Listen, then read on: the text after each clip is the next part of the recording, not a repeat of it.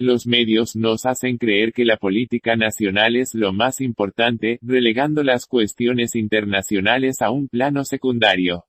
Pero el hecho de que todos los grandes medios, sin importar cuál sea su ideología o línea editorial, coincidan en difundir las mismas mentiras acerca de lo que pasa en conflictos como los de Siria o Ucrania, demuestra que para ellos es fundamental crear una misma narrativa en las cuestiones en donde el sistema se juega de verdad su propia supervivencia.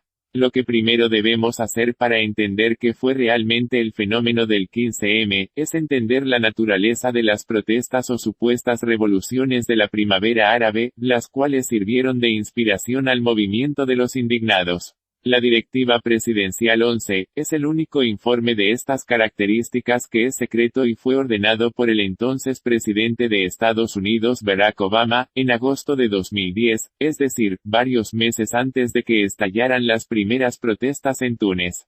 Dicho informe trata de cómo impulsar un cambio político en los países del norte de África y Oriente Medio. Esta es una prueba irrefutable de que la administración estadounidense tenía perfectamente planificadas unas revoluciones que nuestros periodistas vendieron como populares y espontáneas. Incluso en un artículo publicado en febrero de 2011, el New York Times hizo referencia a este informe secreto, explicando que los funcionarios y diplomáticos estadounidenses habían previsto estas revueltas mucho antes de que se produjeran. Lo que no explica dicho artículo, es que esa capacidad de previsión por parte del gobierno de Estados Unidos, se debe a que era precisamente él, y su maquinaria imperial, la que llevaba muchos meses o incluso años preparando silenciosamente las condiciones para que esta bomba de relojería saltara por los aires en el momento adecuado.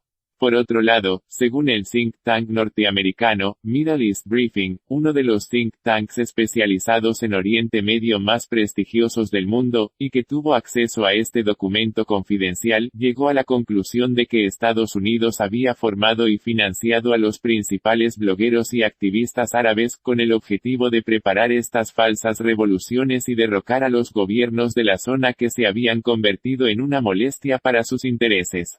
El gobierno de Estados Unidos desarrolla su actividad a través de agencias para la cooperación al desarrollo como la USAID o la NED que financian a ONGs, supuestamente independientes, de todos los países del mundo para desestabilizar y controlar a sus gobiernos.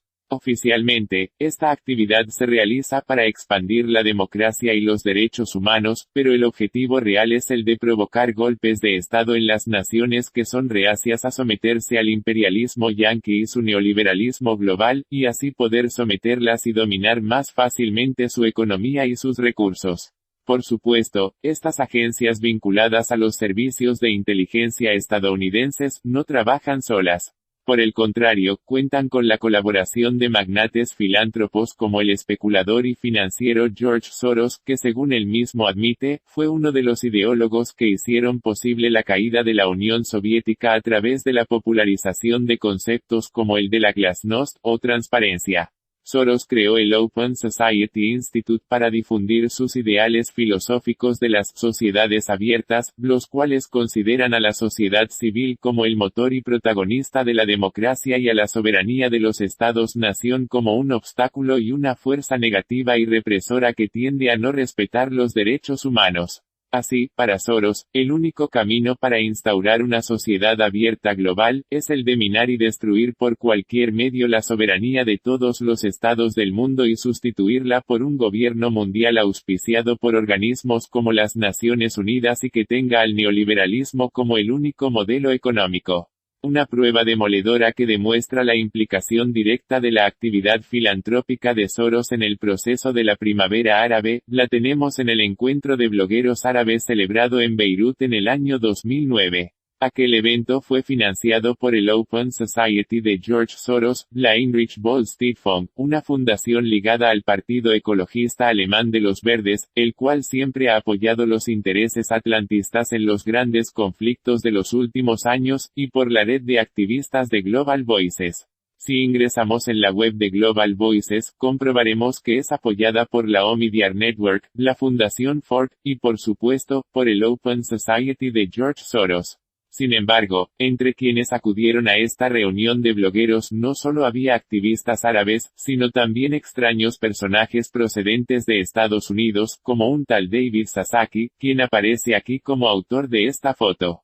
En su blog, Sasaki escribió varios años más tarde que recuerda cómo tan solo un año después de haber entrenado a estos blogueros, se convirtieron en actores muy influyentes en el arranque de la primavera árabe en 2011.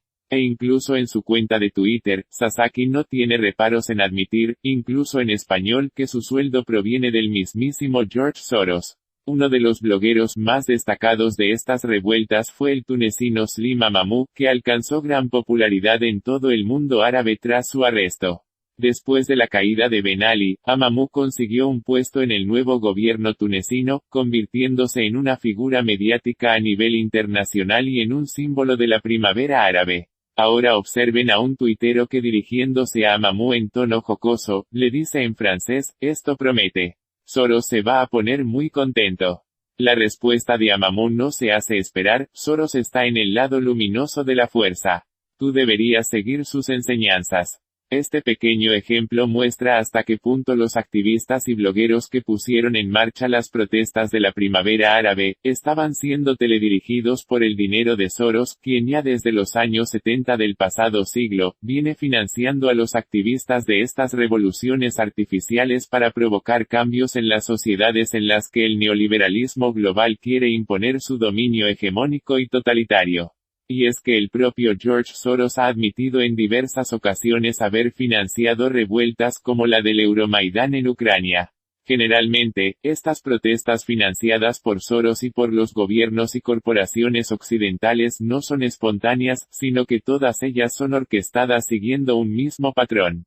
En muchas de ellas se han visto los mismos panfletos con instrucciones detalladas dirigidas a los manifestantes, explicándoles cómo deben enfrentarse a las fuerzas de seguridad o aparecer ante los periodistas. Uno de los colectivos más influyentes de las llamadas revoluciones de color es el Serbio Otpor, que fue clave para el derrocamiento de Slobodan Milošević en Serbia y que posteriormente creó una ONG llamada Canvas para difundir sus métodos de protesta no violenta y entrenar a activistas de todo el mundo.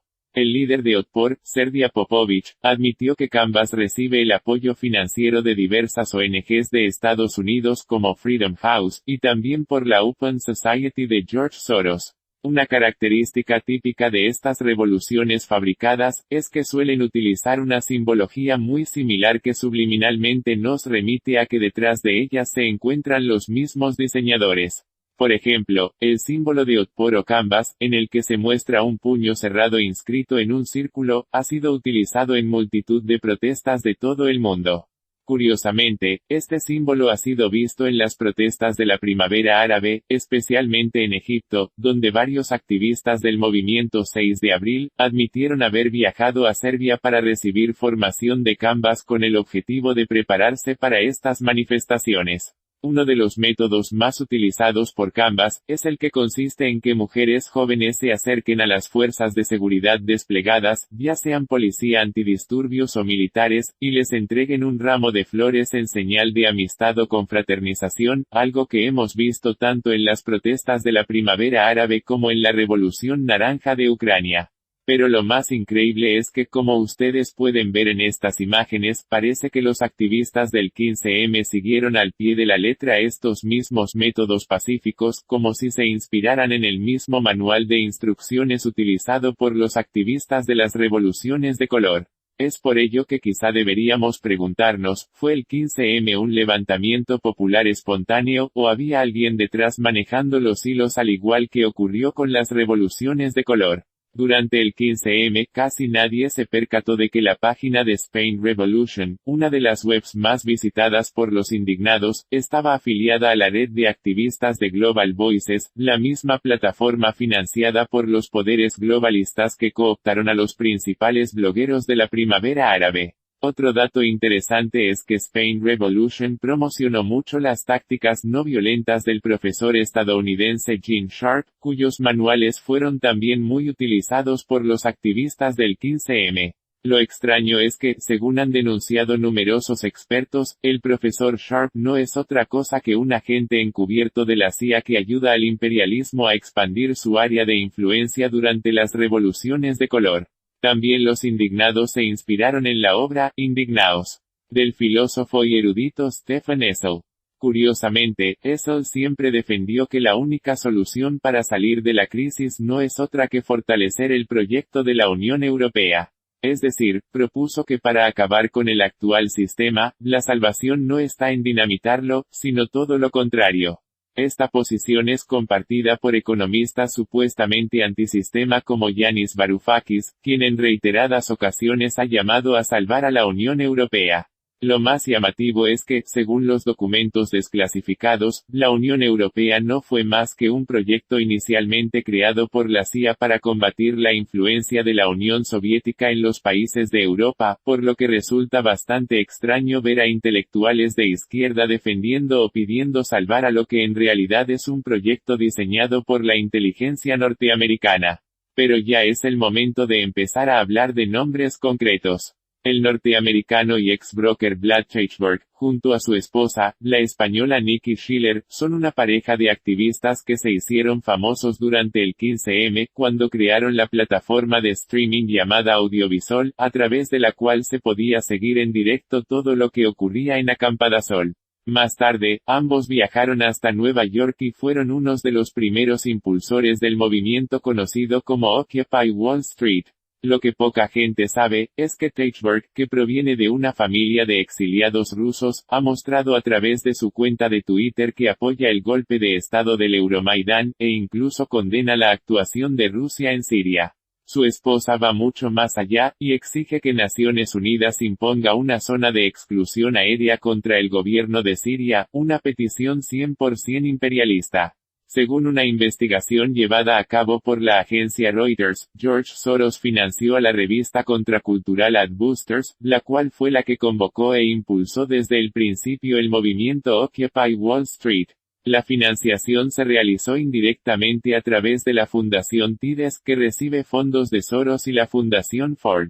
Quizá no es casualidad que el propio Soros haya mostrado su simpatía y apoyo a los indignados de Wall Street, a pesar de que siempre ha negado haberles financiado. Como ya hemos dicho, la iniciativa de las primeras manifestaciones frente a Wall Street, partió de la revista Adbusters y de su director, el lituano Kalle Lassen. A pesar de que los medios definen a este personaje como un radical izquierdista, algunos detalles de su biografía muestran que estamos ante un intelectual que nació y creció en una familia furibundamente anticomunista, que huyó de Lituania hacia Alemania en cuanto este país fue tomado por los soviéticos durante la Segunda Guerra Mundial. Quizá ello explique la posición de la revista Adbusters a favor del golpe de estado fascista del Euromaidán en Ucrania, al que califica de la democracia espontánea o incluso de la revolución de la dignidad. ¿Cómo podemos explicar que una publicación izquierdista apoye un golpe de estado fascista? Obviamente, si tenemos en cuenta que detrás de Adbusters y del Euromaidán se encuentra el mismo patrocinador, el magnate George Soros, entonces empezaremos a entender muchas cosas. Poco después, se lanzó la convocatoria del 15 de octubre, que llamó a todos los indignados del mundo a salir a las calles y plazas el día 15 de octubre de 2011, con el objetivo de poner en marcha una especie de 15M a escala mundial, y pedir un cambio global. Mucha gente se preguntó entonces quién estaba detrás de la página web de este movimiento que afirmaba no tener líderes. Gracias a la página de metadatos, Whois, se pudo averiguar que la persona que registró y pagó este sitio web fue una tal Paulina Arcos, indicando además una dirección correspondiente a las Naciones Unidas, y a una cuenta de email que estaba vinculada al grupo de activistas European Revolution, el cual nació al calor del 15M. Después se supo que Paulina Arcos no era sino la esposa de Francisco Carrión, el embajador de Ecuador ante Naciones Unidas. Curiosamente, Francisco Carrión es coordinador de la Facultad Iberoamericana de Ciencias Sociales, o Flaxo. Si ingresamos en la web de Flaxo, allí se especifica que para desarrollar sus proyectos, recibe el apoyo financiero de la Open Society Foundation de George Soros y la Fundación Ford. Pero la relación de Paulina Arcos y Francisco Carrión, con el 15M, la encontramos a través de su hijo, el activista Santiago Carrión Arcos, que según el blog de Acampada Quito, durante el 15M estuvo en Madrid al frente de la Comisión de Comunicación Externa de Acampadasol. Además, en su cuenta de Twitter, Santiago Carrión se presenta como fundador de la web de filtraciones online, Filtrala.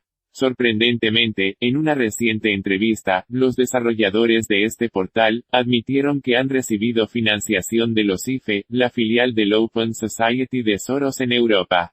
Además, la dirección de email que aparece en los metadatos de Whois, es la misma que figura en el grupo de Facebook llamado European Revolution, el cual está directamente ligado a la Asociación Democracia Real Ya, o ADRI por sus siglas. El blog llamado Conspiración ADRI, revela las intrigas de un grupo estratégico de la plataforma Democracia Real Ya, para secuestrar a este movimiento horizontal y convertirlo en una asociación vertical. Allí podemos ver que dentro del grupo estratégico que inició esta conspiración, se hallan personas clave del movimiento 15M, como el propio Santiago Carrión, quien aparece junto a nuestro siguiente personaje, el abogado y activista Fabio Gándara. Fabio Gándara es conocido como el primer activista que lanzó a través de Internet la iniciativa de reunir a diversas plataformas ciudadanas para coordinar una gran protesta a nivel estatal, sentando así las bases de lo que sería el 15M. Buceando por Internet, podemos averiguar que Gándara fue abogado del bufete Cuatro Casas y miembro de la plataforma de activismo online Change.org. Por extraño que parezca, según una noticia aparecida en 2014, Soros contrató al bufete Cuatro Casas para que representara sus intereses en España. Por otro lado, la versión española de Change.org, nació tras la fusión de la plataforma Actuable, lanzada por Francisco Polo, con la firma estadounidense. Según un artículo del diario Expansión, esta fusión se concretó gracias a que Actuable saltó a la fama internacional tras jugar un papel clave entre los activistas del 15M.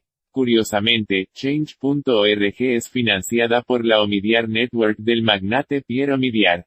Lo interesante es que, como denunció el colectivo de investigadores Pando, Omidyar fue quien, junto a la USAID, financió a las ONGs que estuvieron implicadas en el Euromaidán de Ucrania.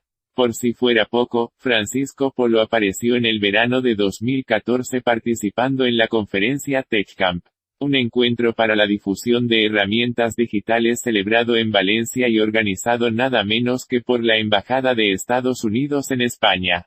El hecho inquietante es que, como informó en su día la agencia de noticias ucraniana Ukrinform, el diputado Oleg Zarev denunció un día antes de que comenzaran las primeras protestas del Euromaidán, que se estaba produciendo un complot en su país para provocar un golpe de Estado similar a los que se produjeron en los países árabes en 2011, y mencionó a las conferencias TechCamp, celebradas en Ucrania como parte fundamental de ese complot, el cual había sido desarrollado bajo la supervisión del embajador de Estados Unidos en Ucrania. Por supuesto, lo que ocurrió en ese país en los días posteriores convirtieron estas declaraciones de Zarev en reveladoramente proféticas. Y aquí pueden ver a Francisco Polo, de Change.org España, y quien es conocido como el gran amigo de los indignados, anunciando en su Instagram que acude a las fiestas privadas que organiza James Costos, el embajador de Estados Unidos en España, lo cual no parece muy apropiado para alguien tan relacionado con el mundillo antisistema. A continuación, podemos hablar de No Les Votes, otra plataforma ciudadana emblemática para el 15M. Uno de sus principales impulsores fue el abogado y experto en propiedad digital, Javier de la Cueva. Si ingresamos en la Wikipedia, podremos leer que el señor de la Cueva también es conocido por ser pionero en introducir en España las licencias digitales Creative Commons. Basta bucear un poco por Internet para averiguar que las licencias Creative Commons son apoyadas por entidades globalistas como la Open Society de George Soros, la Omidyar Network y la Fundación Ford. Además, por si esto no fuera suficiente, en la web de Creative Commons se reconoce que recibe financiación de Google y la Fundación Ford, la cual desde los años 60, es conocida por ser una tapadera de la CIA. Por supuesto, también debemos señalar que en el año 2015, Javier de la Cueva se unió al patronazgo de la Fundación Civio, una ONG en favor de la transparencia que es mencionada en la Wikipedia como uno de los proyectos más importantes nacidos del 15M. Y miren qué casualidad, si ingresamos en la web de Civio, y nos dirigimos al apartado llamado Cuentas Claras, allí se reconoce que la mayor parte de su financiación procede de la Open Society Foundation de George Soros. Pero lo que sin duda es más revelador de todo, es el siguiente vídeo en el que el propio Javier de la Cueva hace unas declaraciones reveladoras sobre una reflexión que, según él, debe hacer el movimiento 15M. Por tanto, el 15M tiene que hacer una reflexión ética, que ya la está haciendo, pero tiene que hacer una reflexión estética. Y esta reflexión estética la tiene que hacer como elemento estructural de cualquier movimiento para poder llevar la filosofía y las reivindicaciones de los valores no solamente a las tascas, sino también a los palacios. Porque cuando se logran las grandes los grandes logros a lo largo de la historia de la humanidad, muchas veces no vienen porque lo que se ha hecho es se ha guillotinado a los de arriba, sino porque a lo mejor se ha cogido a George Soros y se le ha convencido que lo que tiene que hacer es apoyar el movimiento de Open Access, y de ahí es de donde salen una serie de cuestiones. Otro de los emblemáticos fundadores de No Les Votes es Enrique Dans, un experto en el negocio del marketing y la innovación empresarial que estudió en las universidades más prestigiosas de Estados Unidos, consiguiendo especializarse en el ámbito de las nuevas tecnologías. Observen que poco antes del inicio del 15M, Dans organizó un evento tecnológico para el Partido Popular. Además, es colaborador de medios digitales ultracapitalistas y ha participado en multitud de conferencias organizadas por grandes poderes empresariales y corporativos, por lo que su biografía no parece ser compatible con la de un líder indignado que pretende acabar con el sistema capitalista. Otro de los activistas más conocidos del 15M es el cineasta Stefan Grueso, más conocido como Fanetin. Sospechosamente, él es en la actualidad el tesorero de la plataforma en defensa de la libertad de información, puesto que comparte junto a otros activistas cruciales para el 15M como Carlos Almeida, otro de los precursores de No Les Votes. Y de nuevo, descubrimos que desde la propia web de esta plataforma consta que, en efecto, recibe su financiación del Open Society Foundation del casi omnipresente George Soros. Ahora debemos hablar de una de las pocas ONGs que jugó un papel decisivo en el 15M. Se trata de Access Info Europe, una organización dedicada a exigir leyes de acceso abierto y transparencia, y que es además la coordinadora y principal impulsora de la coalición Pro Acceso. El portal de noticias 20 Minutos explicó que esta ONG fue apoyada por los activistas del 15M prácticamente desde el primer minuto de las acampadas. Lo inquietante de este asunto es que ya a finales del año 2010, un artículo publicado en el diario ABC, informaba que Access Info Europe estaba vinculada, nada más y nada menos, que al Open Society Institute. Si ingresamos en la web oficial de esta ONG, podemos confirmar que entre sus principales donantes se encuentran la NED, que como antes hemos dicho, está directamente ligada al Departamento de Estado de Estados Unidos, y diversas variantes del Open Society de George Soros. Otro de los colectivos de activistas más implicados en el 15M, es el grupo de hackers antisistema llamado originalmente XGAE, y que después cambió su nombre por el de XNet. En su web, este colectivo de activistas informaba que fueron ellos quienes proporcionaron la plataforma tecnológica sobre la que se sustentó el 15M. Investigando más a fondo, descubrimos que los chicos de XNet son los organizadores del Free Culture Forum, un evento dedicado a la cultura libre que se celebra cada año en Barcelona en el mes de octubre. Si ingresamos en la página web dedicada a la edición celebrada en 2010, que justamente fue antesala del 15M, encontraremos que este evento fue hecho posible gracias a la ayuda del Open Society Foundation y la Embajada de Estados Unidos en España. La pregunta es aquí obligatoria: ¿qué clase de activistas antisistemas son estos chicos de XGAE o XNet, que cuentan con la ayuda de semejantes colaboradores? El colectivo 15M Barcelona Internacional comenzó su andadura en mayo de 2011 como parte del movimiento Acampada Barcelona. Desde su cuenta de Twitter, este grupo de activistas ha apoyado descaradamente tanto las protestas de la primavera árabe como el Euromaidán de Ucrania. Pero lo que más llama la atención de 15M Barcelona Internacional son sus viajes por Europa del Este para reunirse con ONGs de aquella zona y compartir con ellas sus experiencias y actividades.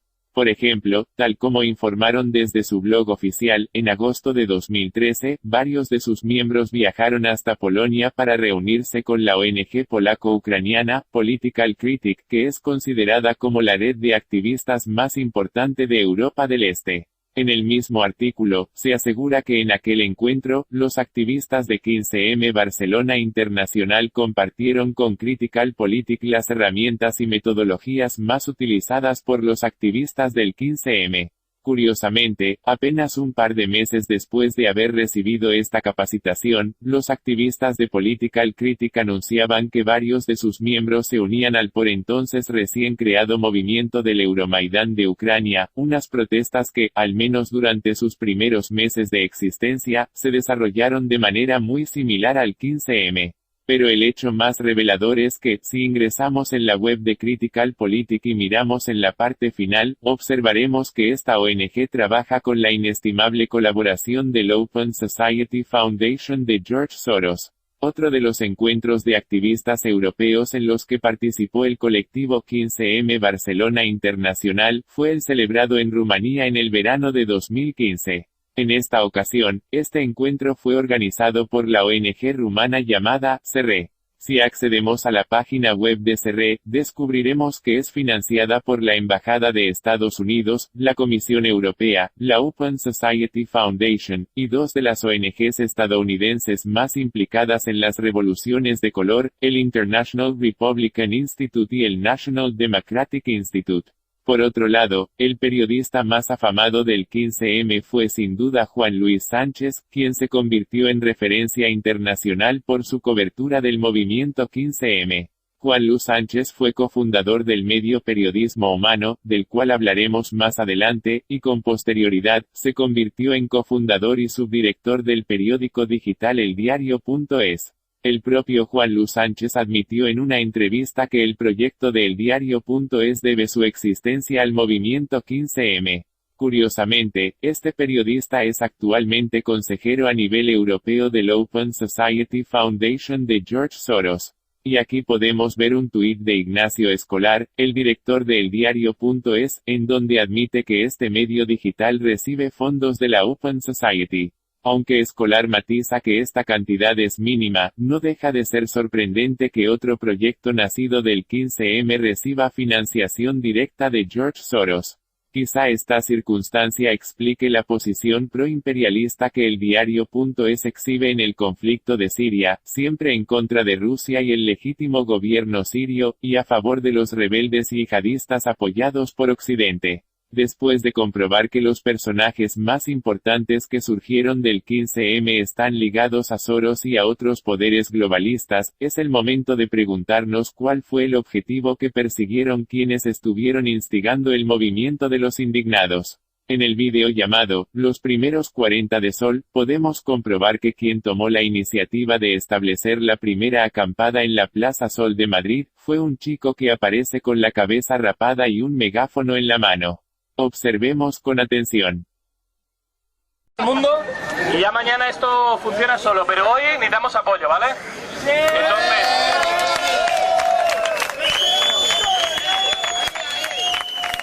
Esta noche nadie se marcha. Esta noche nadie se marcha. Esta noche nadie se marcha. El campamento lo podemos montar aquí mismo, ¿vale?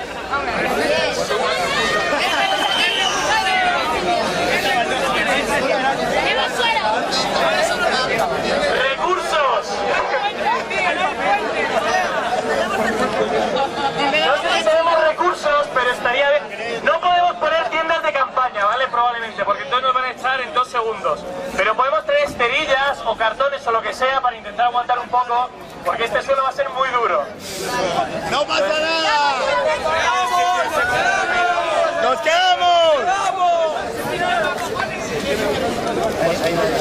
Vale, a mí me gustaría ver quién tiene intención de quedarse noche. Entonces, que levante la mano los que se quedarían esta noche. Vale, es suficiente gente, vale.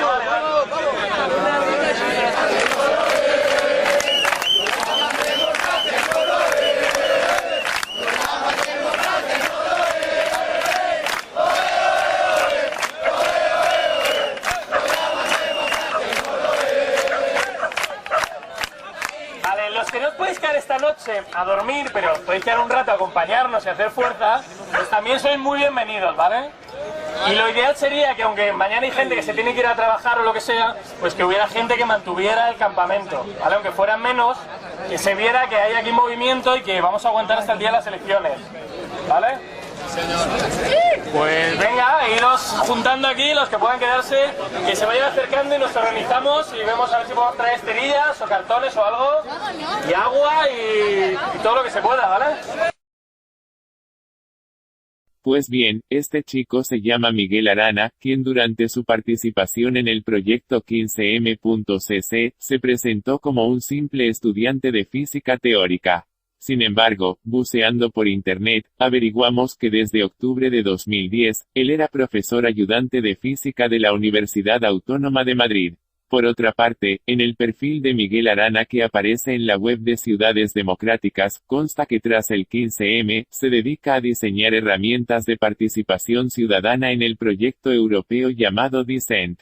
Si entramos en la web del proyecto Dissent, vemos que esta iniciativa es impulsada por diversas fundaciones como las dos que destacamos aquí, Nesta y la Open Knowledge Foundation. Ahora bien, ¿quién está detrás de estas entidades? En la página de Nesta, se informa sin ningún complejo que coopera con otras fundaciones globalistas como la Rockefeller Foundation, con la OCDE, el Banco Mundial, y con grandes corporaciones como el Banco Santander o Telefónica. Y aquí pueden ver una entrevista que Nesta realiza al propio Miguel Arana, el iniciador de las acampadas del 15M. Por otro lado, en la web del Open Knowledge Foundation, aparece que al menos hasta el año 2016, entre sus financiadores se hallan la NED y la Omidyar Network. Desde luego, todas estas entidades no parecen ser las más adecuadas para impulsar un proyecto supuestamente antisistema. A medida que avanzábamos en nuestra investigación, aparecía de manera muy insistente un concepto clave que era promovido por quienes más tarde serían los principales promotores del 15M, se trata del concepto del Open Government o gobierno abierto, el cual ya era apoyado por personajes como Javier de la Cueva o Francisco Polo, incluso antes de que finalizase el año 2010. El concepto del Open Government ha resurgido con fuerza durante estas últimas décadas gracias al ascenso de las nuevas tecnologías. Este concepto hace referencia a un modelo de gobernanza fundamentado en la transparencia y la participación ciudadana. A nivel internacional, el Open Government es promovido por el gobierno de Estados Unidos, y por diversas fundaciones globalistas como la Open Society Foundation de George Soros, la Fundación Ford y la Omidyar Network. Ya durante la primavera árabe, muchos blogueros se asombraban de que las demandas de los principales activistas que lideraban estas protestas, eran 100% coincidentes con los principios esenciales del Open Government. Incluso los diplomáticos estadounidenses que visitaron Túnez, como fue el caso de Hillary Clinton, no dudaron en exigir que el nuevo gobierno debía construirse bajo las premisas del gobierno abierto. Para comprender qué hay detrás de esta historia, es esencial leer un extracto del discurso que pronunció Barack Obama en la sede de Naciones Unidas de Nueva York, el día 23 de septiembre de 2010. El texto es el siguiente. En todas las partes del mundo, vemos la promesa de la innovación para hacer al gobierno más abierto y responsable. Ahora debemos construir sobre ese progreso. Y cuando nos reunamos de nuevo aquí el año que viene, deberíamos traer compromisos específicos para promover la transparencia, combatir la corrupción, dinamizar la participación ciudadana, y para impulsar las nuevas tecnologías para que podamos fortalecer la base de la libertad en nuestros propios países, mientras que vivimos a la altura de los ideales capaces de iluminar al mundo. Curiosamente, este discurso se produjo unas semanas antes de que se iniciasen las revueltas en el mundo árabe. Y justo un año después, el día 20 de septiembre de 2011, y a solo unos cientos de metros de distancia de donde en ese mismo momento se encontraban las acampadas del movimiento Occupy Wall Street, se llevó a cabo en la propia sede de Naciones Unidas de Nueva York, la primera cumbre internacional del gobierno abierto, llamada oficialmente Open Government Partnership. Aún más esclarecedor es el insólito hecho de que, en la edición de esta cumbre internacional celebrada en 2014, sus organizadores reconocieron en el discurso inaugural, el cual aún está disponible en Internet en formato PDF, que la iniciativa del Open Government Partnership surgió bajo la inspiración de las protestas de la primavera árabe y el movimiento Occupy Wall Street. Ahora volvamos al discurso pronunciado por Barack Obama justo un año antes. Observe que en él hace referencia a los tres pilares fundamentales del gobierno abierto. Estos son la transparencia, combatir la corrupción y la participación ciudadana. Casualmente, esos son exactamente los tres principios que aparecerán en el primer consenso de mínimos surgido de las asambleas de Acampadasol. También Acampada Salamanca acometió la tarea de resumir en un tuit la esencia de las reivindicaciones del 15M, en donde aparecen implícitamente los tres conceptos clave del gobierno abierto. Obviamente, si tenemos en consideración que los agentes de Soros, como los activistas de Access Info Europe, estuvieron moviendo los hilos en las acampadas del 15M, podemos deducir que nada de lo expuesto es producto del azar, sino de un ambicioso proyecto de ingeniería social que fue magistralmente ejecutado. Una vez que la plataforma Ahora Madrid llegó al poder en el ayuntamiento de la capital de España, lanzó su novedosa área de gobierno abierto, haciendo realidad una de las principales reivindicaciones del 15M. La presentación de esta nueva área se produjo en el Media Lab Prado, y contó con la participación de Miguel Arana, el iniciador de las acampadas del 15M que ahora colabora con Ahora Madrid y el partido político Podemos. Pablo Soto, el activista de la plataforma No Les Votes que se convirtió en una de las caras más conocidas del 15M, y Victoria Anderica que por entonces era coordinadora de la ONG Access Info Europe. Por supuesto, la elección de estos tres personajes encargados de presentar el área de gobierno abierto del Ayuntamiento de Madrid, no se debe en absoluto a la casualidad. Más adelante, en 2016, el concejal Pablo Soto viajó hasta París para participar en la edición del Open Government Partnership. Observe que, en la imagen de la derecha, en el panel aparece el logotipo de la Omidyar Network, la fundación que financió el golpe de Estado en Ucrania. Y ahora desembocamos en el quid de la cuestión. ¿Se acuerdan ustedes de David Sasaki, el activista estadounidense que entrenó a los blogueros árabes en 2009? Ahora trabaja como activista del Open Government Partnership para México y otros países de América Latina, lo que explica su buen nivel de español. Pero lo que es definitivamente revelador es lo que aparece en el apartado de financiación de la web oficial del Open Government Partnership, en donde podemos comprobar que esta iniciativa es profusamente financiada por la Omidyar Network, la Open Society Foundation de George Soros, la Fundación Ford, e incluso por la mismísima USAID. Y para rematar cualquier posibilidad de duda, si usted abre la puerta e ingresa en el despacho del área de transparencia y gobierno abierto del Ayuntamiento de Madrid, se encontrará con esta imagen que no puede ser más representativa y simbólica, nada menos que Victoria Anderica, de Access Info Europe, la ONG que representa los intereses de George Soros en España y buena parte de Europa, trabajando codo con Miguel Arana, el iniciador de las acampadas del 15M. Y es que ya va siendo hora que cada cual extraiga sus propias conclusiones.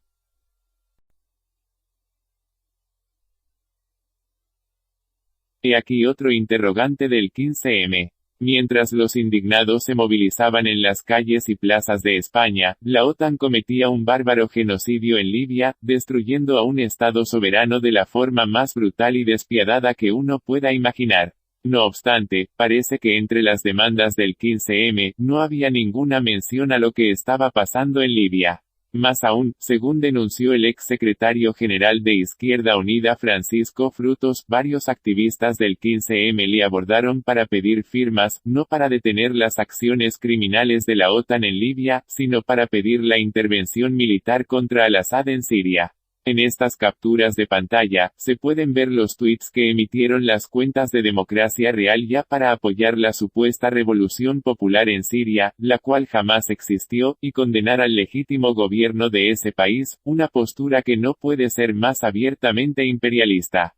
El medio alternativo más seguido durante el 15M fue sin lugar a dudas Periodismo Humano, que rápidamente se convirtió en referencia informativa por su amplia cobertura del movimiento de los indignados.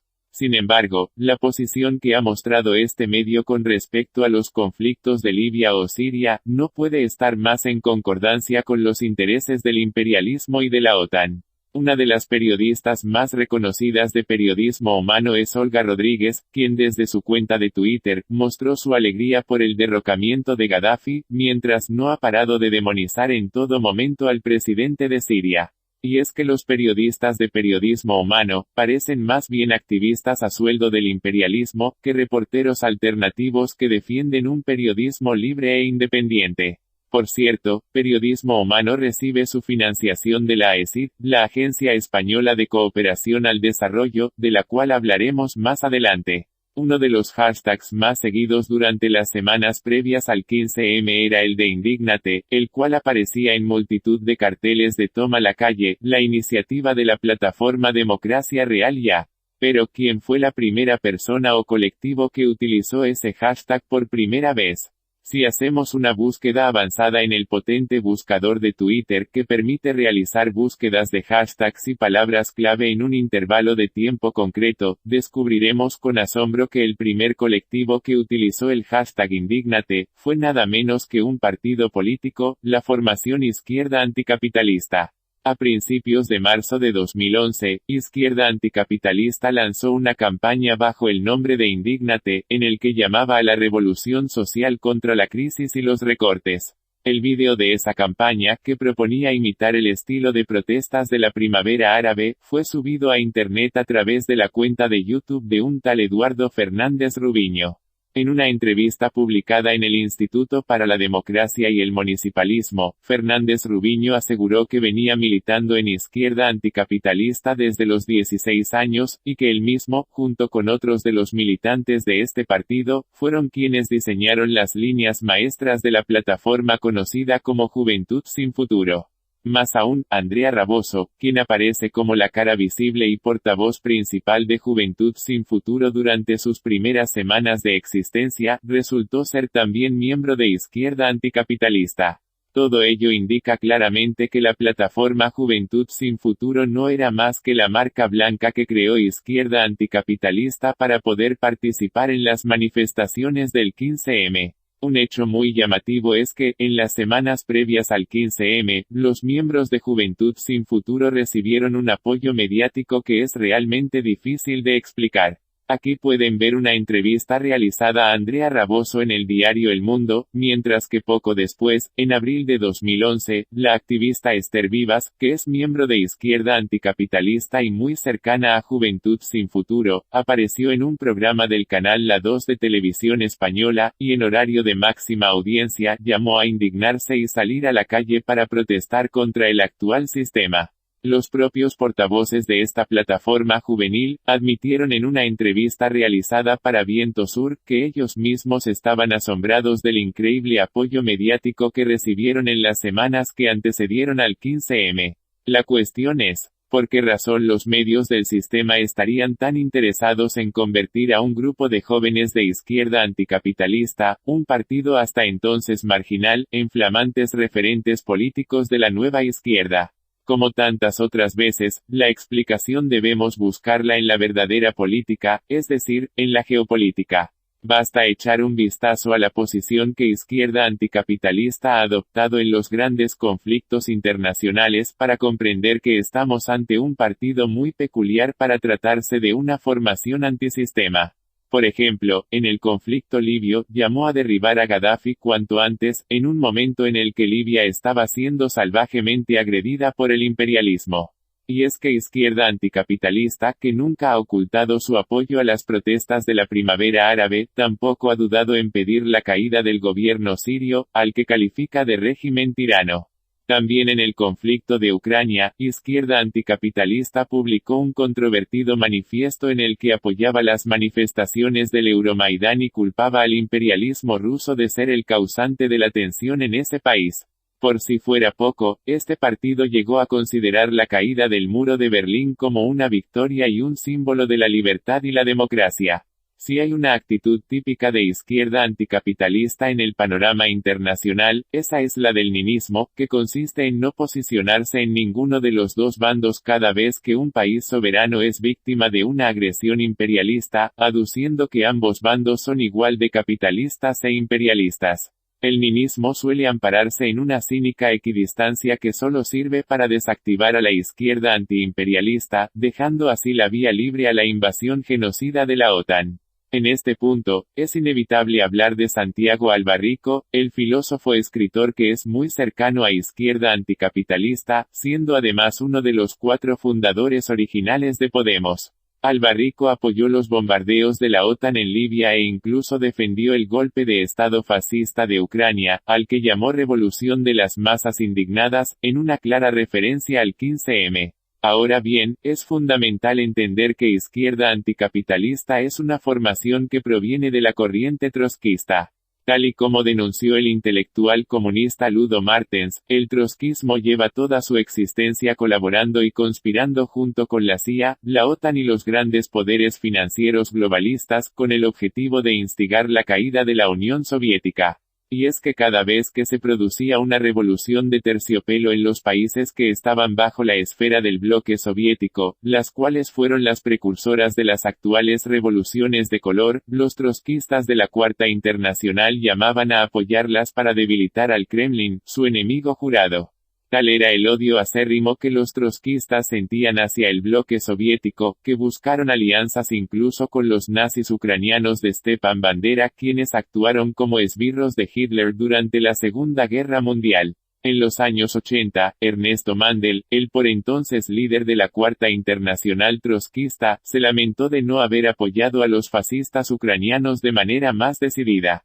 Curiosamente, según reconoció el diario.es, diversos documentos filtrados evidenciaban que fue precisamente la cúpula de Izquierda Anticapitalista, la que diseñó hasta el más mínimo detalle al partido político Podemos. El documento interno que se hizo público establecía las pautas para la formación de este partido, indicando la necesidad de buscar como socios prioritarios a miembros de la plataforma de Juventud Sin Futuro.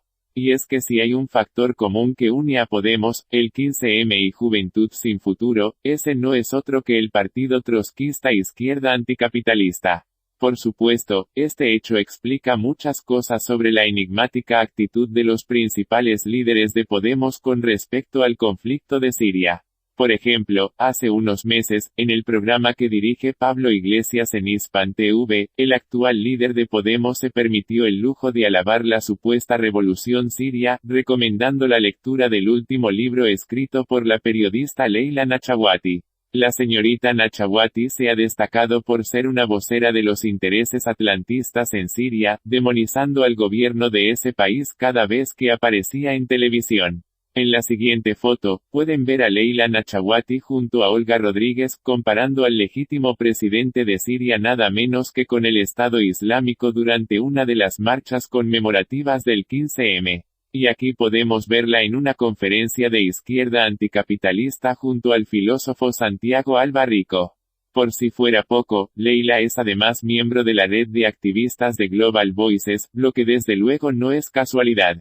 De hecho, nada de esto es tan sorprendente si tomamos en consideración que James Burnham, el creador de la Central de Inteligencia Americana, fue un destacado líder trotskista. Por otra parte, el círculo de intelectuales que dieron origen a la ideología neoconservadora, los llamados intelectuales de Nueva York, procedían de diversas corrientes trotskistas. Llegados a este punto, debemos preguntarnos si Podemos es también una falsa disidencia y una construcción mediática para aglutinar al creciente descontento social, y canalizarlo hacia posiciones que están controladas por el sistema. Esto podemos deducirlo al ver el apoyo mediático que este partido ha recibido de medios sistémicos como Público o La Sexta. Casualmente, el fundador de Público es el empresario Jaume Roures, quien fue un destacado miembro de la Cuarta Internacional Trotskista en España. Público se sumó a la campaña imperialista contra Libia, reproduciendo las mismas mentiras de los medios corporativos que allanaron el camino a su posterior invasión y destrucción. Otro medio fundado por Roures es La Sexta, uno de cuyos accionistas es el mismísimo George Soros, según podemos comprobar en la Wikipedia. Y no solo los medios supuestamente izquierdistas, sino todos los medios corporativos del panorama español, que sin duda conocían las tendencias trotskistas de Podemos, se lanzaron a promocionar al Partido Morado y a su líder Pablo Iglesias, convirtiéndolo en pocos meses en la formación política de referencia en la izquierda española.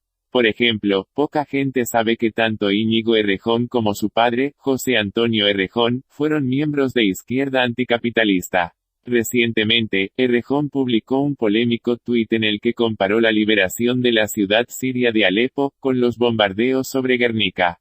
Por otra parte, Juan Carlos Monedero, se autodefinió como trotskista en una ponencia celebrada en Venezuela. Además, se sabe que en los años 80, Monedero se infiltró en el Partido Socialista, utilizando una táctica muy típica en los trotskistas denominada entrismo, y empezó a hacer propaganda en favor de la entrada de España en la OTAN. Y es que los trotskistas son tan conscientes de la mala reputación que conllevan, que muchas veces tratan de ocultar su pasado para no levantar sospechas. Este es el caso de Miguel Urbán, uno de los fundadores de Podemos, quien borró de su biografía cualquier referencia a su anterior militancia en el partido Izquierda Anticapitalista. El medio que está más ligado a Izquierda Anticapitalista es Viento Sur. Si nos asomamos a la página donde aparecen los miembros que componen el comité de redacción y consejo asesor de Viento Sur, veremos que se hallan los 5 fundadores clave de Podemos. Estos son Jaime Pastor, Santiago Albarrico, Viviana Medialdea, Luis Alegre y Miguel Urbán. También aparecen nombres destacados como Esther Vivas e Íñigo Errejón. Como ya podemos suponer, la línea editorial de Viento Sur con respecto al conflicto de Siria es completamente imperialista, apoyando sin ningún reparo a los terroristas sirios armados y financiados por la OTAN. También en el conflicto de Ucrania, Viento Sur ha mostrado una postura nini, o incluso abiertamente favorable a la OTAN, describiendo a Rusia como una nación fascista, agresiva e imperialista. El colmo llega cuando comprobamos que Viento Sur publicó en 2016 un artículo apoyando descaradamente la prohibición del Partido Comunista en Ucrania, aduciendo que el programa político de este partido es idéntico al de los partidos de extrema derecha europeos. Por supuesto, esta cínica manipulación está en perfecta sintonía con las tendencias históricas del trotskismo. Ahora es cuando empezamos a ver con más claridad las aparentes contradicciones en el discurso de Podemos. Este es el caso de Julio Rodríguez, el general de Podemos, que reconoció en una entrevista que, en caso de ganar las elecciones, Podemos respetará los compromisos que España mantiene con la OTAN. Este hecho es aún más escabroso si tenemos en cuenta que el fichaje de Julio Rodríguez por Podemos llegó después de que este general comandase la misión española que bombardeó Libia. Es más, según un informe confidencial desvelado por Wikileaks, la CIA recomendaba al gobierno de España su ascenso por ser un general favorable a los intereses de Estados Unidos. Incluso el propio Pablo Iglesias no ha dudado en piropear a la OTAN. En un tuit que más tarde fue borrado, el líder de Podemos aseguró que la Alianza Atlántica había jugado un papel positivo en la historia de España, al ayudar en la democratización de las Fuerzas Armadas. También la posición de Podemos con respecto a la Unión Europea es bastante controvertida. Así, Ramón Espinar presumió que Podemos había sido el único partido español que había mostrado su compromiso y apoyo a la Unión Europea, al viajar hasta el Reino Unido para hacer campaña en contra del Brexit. Por último, debemos recordar el viaje a Estados Unidos que Pablo Bustinduy y otros miembros de Podemos realizaron para apoyar la candidatura de Bernie Sanders a presidir el Partido Demócrata. Lo que poca gente sabe es que Sanders, que nunca ha denunciado la profusa financiación de George Soros a su partido, votó a favor de los bombardeos de la OTAN en Yugoslavia, de la invasión y financiación de la guerra de Irak, e incluso de la intervención militar en Siria. Y aquí pueden ver al supuesto radical izquierdista Bernie Sanders acusando sin pruebas al presidente sirio al-Assad de ser un criminal de guerra por usar armas químicas, repitiendo como un loro la propaganda belicista de los grandes medios corporativos. Otro dato a tener en cuenta es la alianza que Podemos contrajo con la Fundación Civio, que como ya hemos dicho, es financiada por George Soros para redactar el programa de transparencia de este partido. También Podemos ha apostado muy fuerte por el modelo de gobernanza del Open Government o gobierno abierto, y es que Pablo Iglesias llegó a reunirse con la estadounidense Beth Novak, la asesora personal de Obama en materia de Open Government. Una de las demandas más exigidas por los activistas del 15M y Podemos es la renta básica universal que pese a que es considerada como una medida antisistema, la realidad es que ha sido defendida por las grandes fortunas que constituyen el Foro de Davos, entre ellas la del propio George Soros. Si reflexionamos un poco, parece bastante inquietante que las iniciativas defendidas por Podemos sean también apoyadas por las élites que mueven los hilos del destino de la humanidad. Claro que ahora no sorprende tanto que Pablo Iglesias declarase en una visita que realizó a Estados Unidos que en el mundo actual no hay alternativa al capitalismo. Casualmente o no, lo cierto es que, según los documentos hackeados a las fundaciones de Soros y publicados por el portal DC Leaks, Pablo Iglesias y Teresa Rodríguez aparecen en la lista de aliados potenciales en el Parlamento Europeo, elaborada por la Open Society.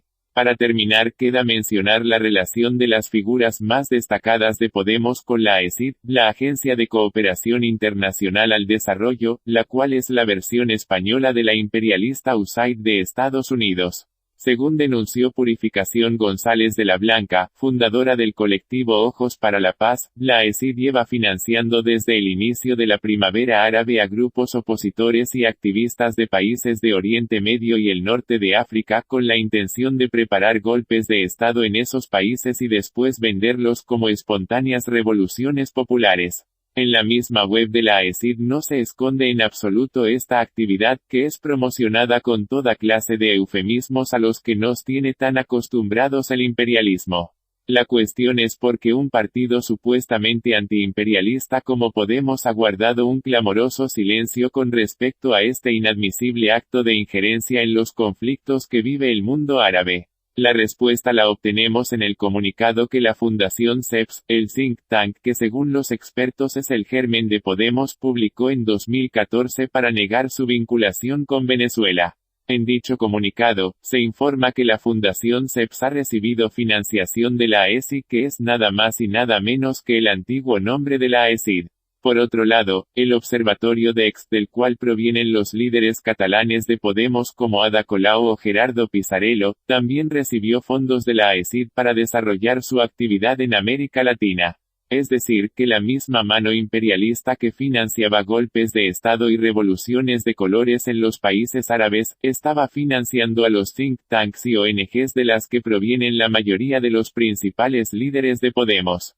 Pero el golpe de gracia definitivo contra el movimiento antiimperialista en España llegó de la mano de Alberto Garzón, que alcanzó gran popularidad a nivel mediático gracias al 15M, convirtiéndose poco después en el secretario general de Izquierda Unida. Lo intrigante es que, si investigamos en su cuenta de Twitter, comprobaremos que este economista ha publicado multitud de tweets en los que no disimula su respeto y admiración hacia George Soros. En su blog personal, el propio Garzón llega a escribir lo siguiente. Cabría esperar que, en cualquier caso, Soros fuera un fanático defensor de un sistema y de una forma de concebir la economía que tanto beneficio le ha proporcionado en las últimas décadas. Sin embargo, en realidad Soros se declara adversario del pensamiento económico convencional y de la desregulación financiera desmedida. Pero sobre todo, Soros realza el valor explicativo de la teoría económica marxista. Ni más ni menos. Estas palabras elogiosas pronunciadas por un supuesto líder izquierdista hacia George Soros, son aún más hirientes si tenemos en cuenta que, como dijimos al principio, Soros es una de las bestias negras del comunismo al propiciar la caída de la Unión Soviética. En definitiva, 6 años después podemos decir que el 15M y todos sus derivados, desde Podemos hasta Alberto Garzón, ha llevado al Olimpo mediático a una nueva casta de la disidencia controlada, oportunistas y estafadores profesionales que trabajan al servicio del imperialismo y la élite financiera global, cuyo objetivo es el de apuntalar las bases del actual sistema y conducir al malestar social hacia un callejón sin salida, haciendo de esta manera imposible una auténtica y genuina revolución popular. Si te gusta este vídeo, compártelo. Investigaciones de Colectivo Utopía.